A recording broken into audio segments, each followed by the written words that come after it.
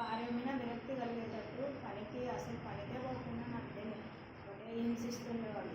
అక్కకు చెప్పి ప్రార్థన చేయించినాము. అక్కకు ఇట్లా ఆ పాపంతకు ఆ పాపనే విరక్తి వచ్చి భర్తకి దూరం అయ్యేటట్టు చేయించినారు సిస్టర్ అని చెప్పింది అక్క. అసలు పని పోకుండా ఆ పాపని గుడ్డలు తీసుకొని రాత్రంతా కూర్చోవడము, రక్తం వచ్చేటట్టు కొట్టి హింసిస్తుండేవాడు. అనుమానం కూడా అసలు ఇంకా ఆ పాప ఏడ్చి ఇంకా వద్దు నాకు భర్త అనేటట్టు విసిగిపోయినాము. మహిళా పోలీస్ స్టేషన్ వరకు కూడా తిరిగినాము. అక్కకు చెప్తే అక్క ప్రార్థనలో పెట్టింది, ఫోటో తెచ్చి ఇచ్చినాను మా అల్లుకి. అక్క ప్రార్థన చేస్తుంది. నేను నెల రోజులు ఫాస్టింగ్ ఉన్నా, ప్రార్థనలో పెట్టుకున్నా, ప్రార్థన చేస్తున్నా. అక్క కూడా ప్రార్థన చేస్తుంది. లాస్ట్కి అక్క ఖర్జూర పండ్లు అవి గోడంబి తీసుకొని రా సిస్టర్, నువ్వు ఉపవాసం ఉండిరా, అవి ప్రేయర్ చేసిస్తా, అక్కడ మీ అల్లుడికి పోయి అవి తినబెట్టాలా అని చెప్పింది. అక్కడ ఒకసారి మా కూతురు వాళ్ళ ఇంటికి తీసుకుపోయి ప్రేయర్ చెప్తే మా పిల్లోనికి అని చూస్తే అక్క పోవాలా వద్దా అని దేవుడిని అడిగితే సర్పం కనిపిస్తుందంట అక్కడికి అని అక్కడికే ఎదురు మళ్ళినట్టు చూపిస్తున్నాడు. ఇప్పుడు రాకూడదు, నేను ప్రార్థనలో పెడతా అంటే ఫోటో తెచ్చిచ్చినాను. అక్క ప్రార్థన చేసింది, నేను ప్రార్థనలో ఉన్నా.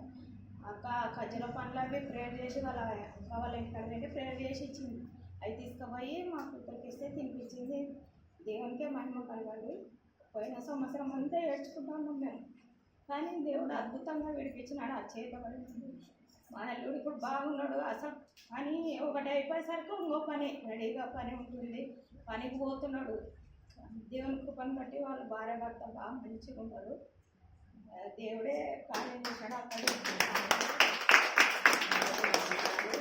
జనవరి నెలలో నా పెద్ద కొడుకు కూడా విపరీతమైన జ్వరము, కడుపు నొప్పి వచ్చింది. కడుపు నొప్పి వచ్చి అసలు చాలా బాధపడినాడు ఆ పిల్లోడు. అక్కకి ఫోన్ చేసి ప్రార్థన చేయించిన. అక్క ఉండి ఇట్లా చీకటి కనిపిస్తుంది సిస్టర్, ఏమో దాటినాడు, ప్రార్థన చేయకంటే అక్క ప్రార్థన చేసింది. హాస్పిటల్కి పోతే మేము ఏమన్నా ఇది అవుతుందేమో అనుకున్నాము.